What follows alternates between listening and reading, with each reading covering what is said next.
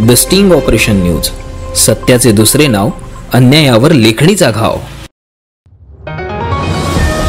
गोंदिया जिल्ह्याच्या अर्जुनी मोरगाव तालुक्यातील तावशी फाट्याजवळ सायंकाळी 7 वाजेच्या सुमारास एक भीषण अपघात झाला। त्यामध्ये पती पत्नीचा जागीच मृत्यू झाला। या अपघातात ट्रकने दुचाकीला धडक दिली।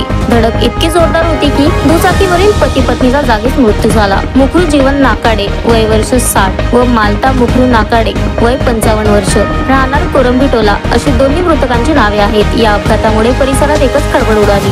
मृतक पती पत्नी हे आपल्या नातेवाईकांकडे कथेच्या कार्यक्रमाला आले होते आणि जेवण आटोपून स्वगावी जाण्यासाठी निघाले असता अर्जुनी मोरगाव शहराच्या बाहेर तावशी टी पॉइंट वरती वडसाकडून अर्जुनी मोरगावकडे टमाटर भरून जाणारा भरधाव ट्रक क्रमांक AP 37 TK 1589 चालकाने समोरासमोर जोरदार धडक दिली व या धडकेत दुचाकी हिरो स्प्लेंडर क्रमांक MH 35 M 6301 वरील मुखरू नाकाडे व मालता नाकाडे यांचा जागीच मृत्यू झाला। या घटनेची माहिती अर्जुनी मोरगाव पोलिसांना मिळताच पोलिसांनी घटनास्थळी पोहोचून पंचनामा करून दोन्ही मृतदेह शवविच्छेदनासाठी स्थानिक ग्रामीण रुग्णालयात पाठविले।